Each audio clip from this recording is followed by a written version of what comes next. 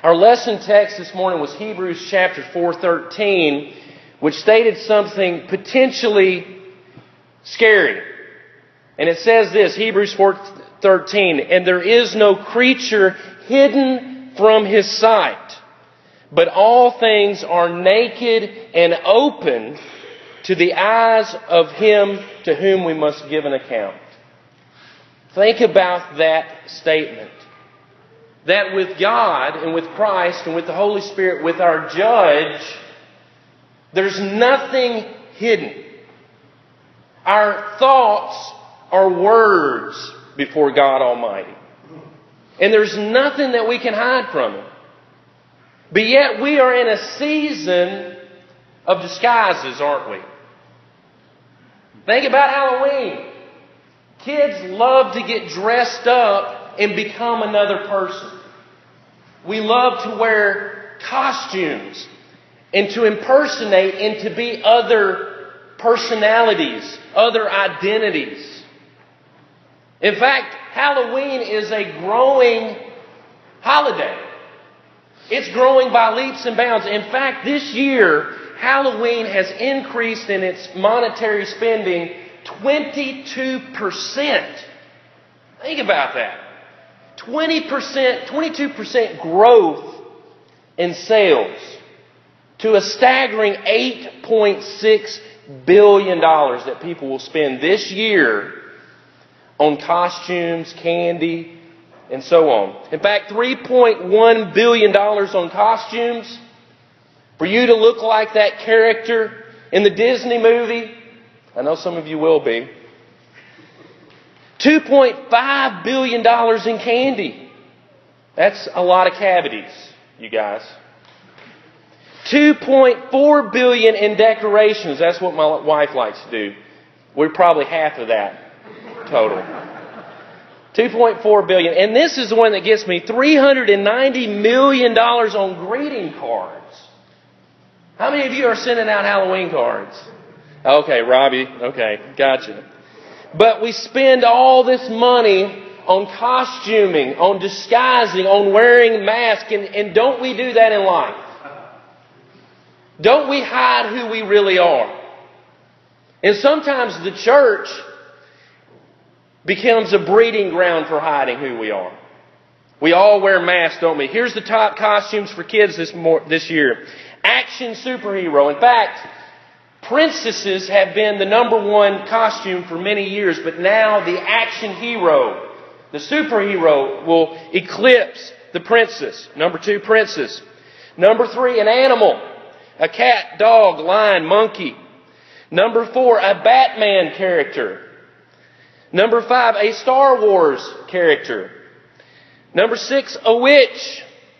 Number 7, a Frozen character. And number 8, a Marvel superhero. Number 9, a zombie. And number 10, a Spider-Man. All of those are so wonderful. It is fun, isn't it, when you see a little Spider-Man come to your door and you get to hand him candy. It reminds me about a story of a young man who was looking for a job. And he was looking in the want ads and he saw that the zoo was looking for somebody. I don't know if this was the Nashville Zoo, Sandy.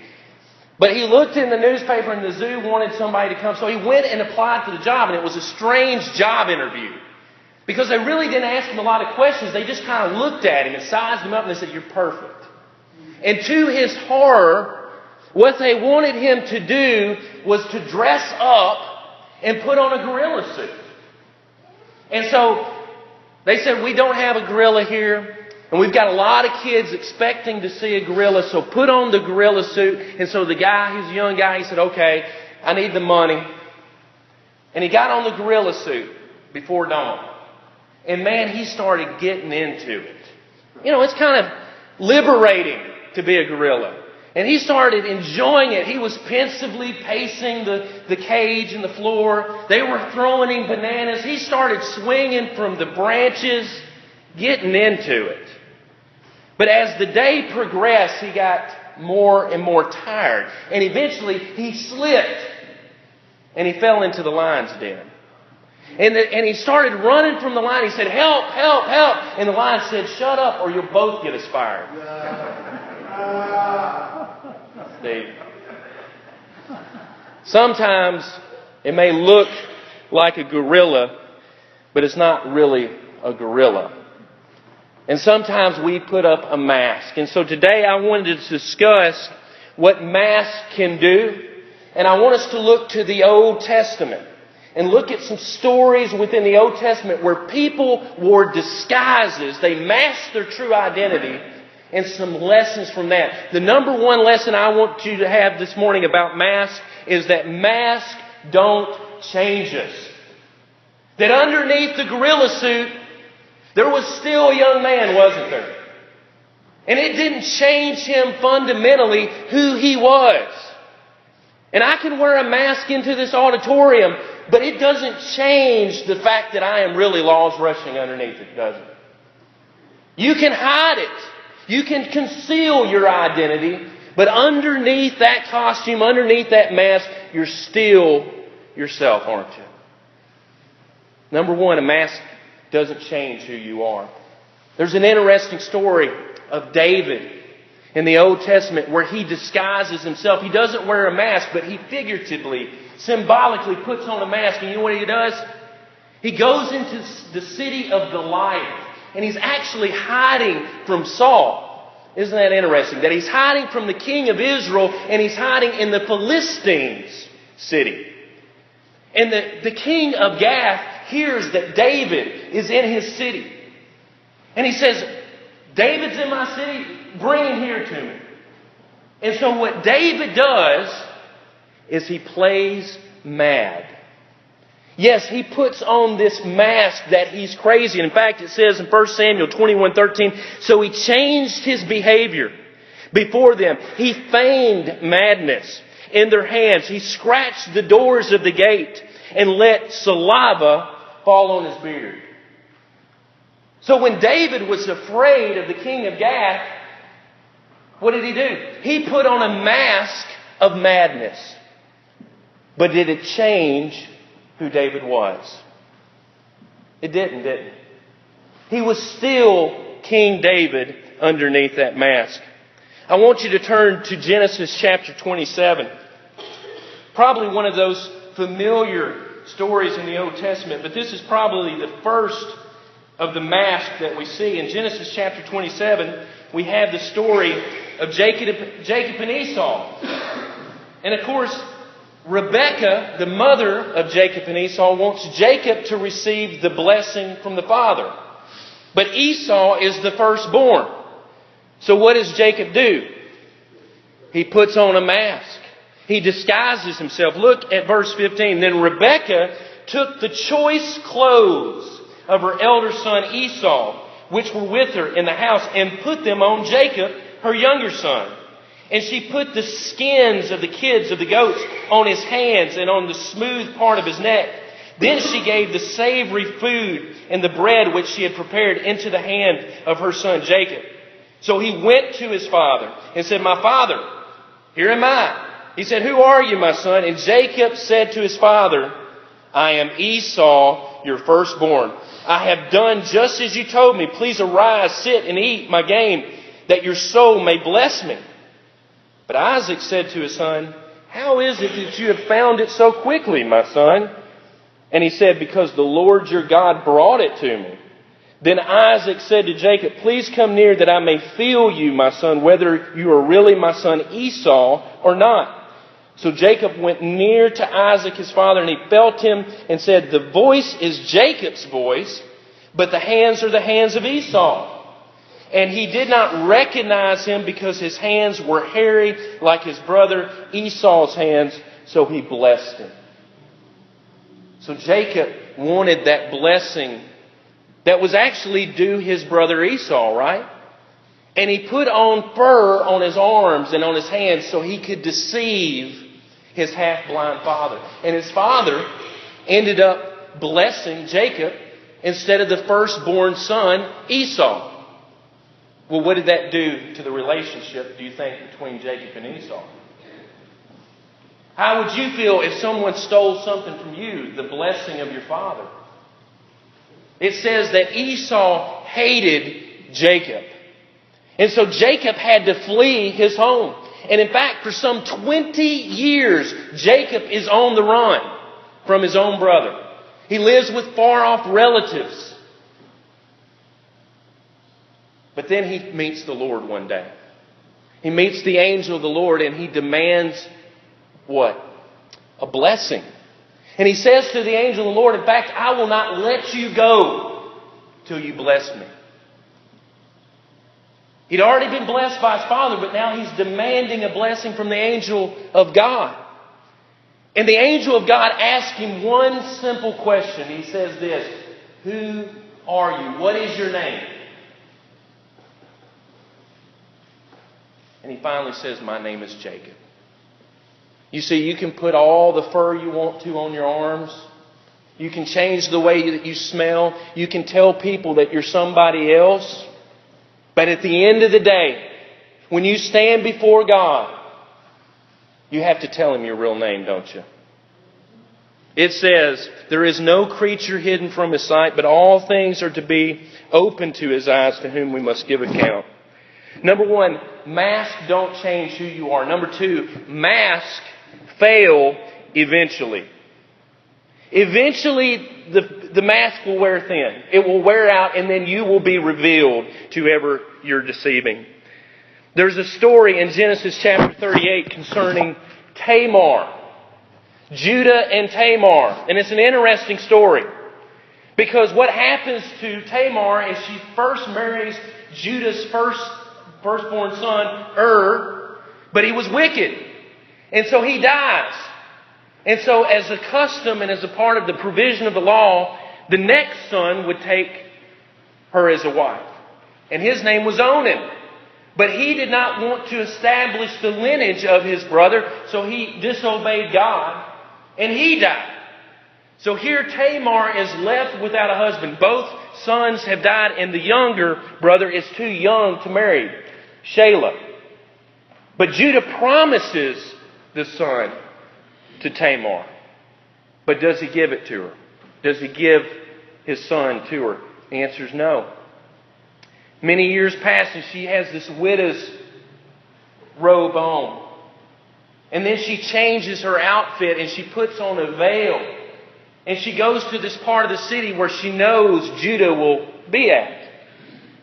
And when he sees her, he doesn't see the widow of his sons. What he sees is a harlot. And so here you have Judah, her father-in-law, propositioning her while she's in disguise, while she's wearing a mask, while she has a veil on.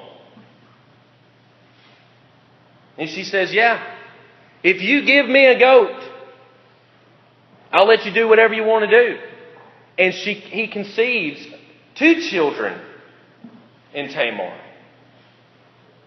Well, she goes back home and puts back on her widow's outfit, takes off the veil.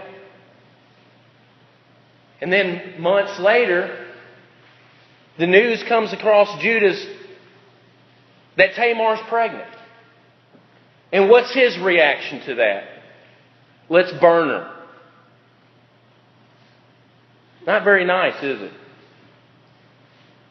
But during that transaction, he had given her his signet, his cord, and a staff to recognize who he was. And so when Judah came to confront Tamar, she handed over the things that identified him as the one who had propositioned her. And he says, she was more righteous than me. You see, we can wear a mask for a while, can't we? Tamar wore a mask for a while. Judah wore a mask for a while. But eventually, the mask wears out. Time and circumstance will eventually reveal who we are. It will. That our struggles will reveal who we are. Our challenges. Not only that, power reveals who we are. Prosperity reveals who we are. A lot of times we say, well, if I just had a little better off, I'd be a better person. Chances are, if you're not good with what you got, you'd probably be worse if you had more. Time and circumstances reveal who we are. Lastly, masks don't disguise us from God. Masks don't change who we are. Masks wear thin. And lastly, masks can't change who we are before God. I want us to look at one last story in 1 Kings chapter 12. And it's concerning Jeroboam. And what happened with King Jeroboam was that he was given the kingdom, half of the kingdom. If you remember, Solomon was a great king, powerful, rich, had everything. But he was wicked and idolatrous at the end of his reign. And so God said, I'm going to take 10 tribes and hand it over to someone else. And it happened to be Jeroboam. In fact, it says of Jeroboam that he was a man of valor and industrious. And this priest, this prophet came to him and said that you will receive the kingdom. But after he became king of Israel, he falls into the same idolatry as Solomon. In fact, he sets up 2 golden calves in Bethel and in Dan. And he commands the people to worship these idols there. And then something happens within his life. If you look in chapter 14, Jeroboam's son falls ill. He gets sick. So then he needs to seek out the prophet again. He goes to the prophet that gave him the kingdom. But he says to his wife in verse 2, listen, and Jeroboam said to his wife, please arise and disguise yourself, that they may not recognize you as the wife of Jeroboam. And go to Shiloh. Indeed, Ahijah the prophet is there, who told me that I would be king over the people. So he tells his wife, go to the prophet and find out if my son will live. He says, also take with you 10 loaves, some cakes, a jar of honey, and go to him. He will tell you what will become of the child. So she goes to the prophet. She disguises herself. And then look what happens. Verse 6, and so it was when Ahijah, now he's about half blind, he's old, heard the sound of her footsteps as she came through the door. He said, come in, wife of Jeroboam. Why do you pretend to be another person? For I have been sent to you with bad news. The wife of Jeroboam had disguised herself. But did that disguise work before the presence of God? The answer is no. None of us can hide ourselves from who God is. So just a few applications in the lesson will be yours. Number 1, masks reveal fear. A lot of times when we see people in masks, there's been this phenomenon of people dressing up like clowns. Have you heard about it? People are fearful of it because there are these people out there disguising themselves. And a lot of times we're afraid of people in masks, but actually it's the person in the mask who is really afraid. Number 2, masks prevent true transformation. While masks don't change who we are, they prevent true transformation. Masks are often a sign of pride, aren't they? That we don't want people to see really who we are, that we are inadequate, that we do struggle, that we do have problems, and so we mask ourselves as to being better than who we are. The great Thomas Merton said, pride makes us artificial and humility makes us real. Number 3, masks prevent healing. We've all been to the doctor, haven't we? Imagine going to the doctor when you're sick and lying to him and masking it and saying, no, I'm fine. I don't have a fever. You can't get better, you can't receive healing until you first admit the problem, can you? So if we're masking our problems, if we're masking our suffering, if we're masking our sin, if we're masking our guilt, will we ever get right with the doctor? Masks prevent healing. Masks prevent ultimately true acceptance. If you're always masking who you truly are, and you never stand before God and get it out, then you'll never know the true acceptance that God gives people. Because God is willing to forgive. God understands you're broken. God understands your sin. He already knows about it. So why try and hide it? God calls us to live authentic, genuine, transparent, sincere lives. And that means that when I get up here and I preach, that first of all, I preach with humility, knowing that I need it just as much as you do. That I need the gospel just as much as you do.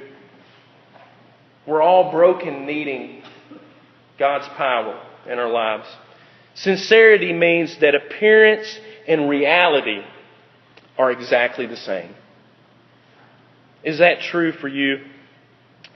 The last thing that verse in Hebrews 4 says is that we will stand and give account to the one who knows us. You know what? At the end of the day, I don't know you. I know some things, the things that you allow me to know. You know me and the things that I allow you to know. We all guard ourselves. We all wear masks to some degree, don't we? We all try to present the best versions of ourselves. And I don't think there's anything wrong with that. But at the end of the day, when we stand before God, there's no pretense. There's no more disguises. There's no more mask. It's truly you and you alone. And the question comes to each of us, are we ready to take off that mask in judgment? And the only way to be truly prepared for that is to take that mask off now in His presence and in our obedience. Jesus says, "Come unto me, all ye that labor and are heavy laden, and I will give you rest." The fact of the matter is, Jesus knows your pain. He knows your suffering. He knows your struggle. He knows everything about you. And He loves you just as you are. There's that song, "Just as I am." That's how God desires you. And when you begin to obey Him, when you begin to follow Him, He changes you fundamentally. You don't have to wear a mask. You can be yourself in Christ. If you're not a Christian this morning, it's the greatest life to live.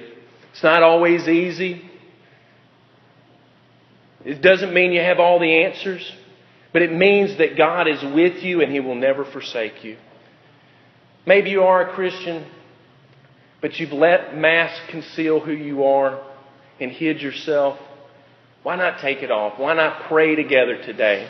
If you have any need, won't you come now as together we stand and as we sing?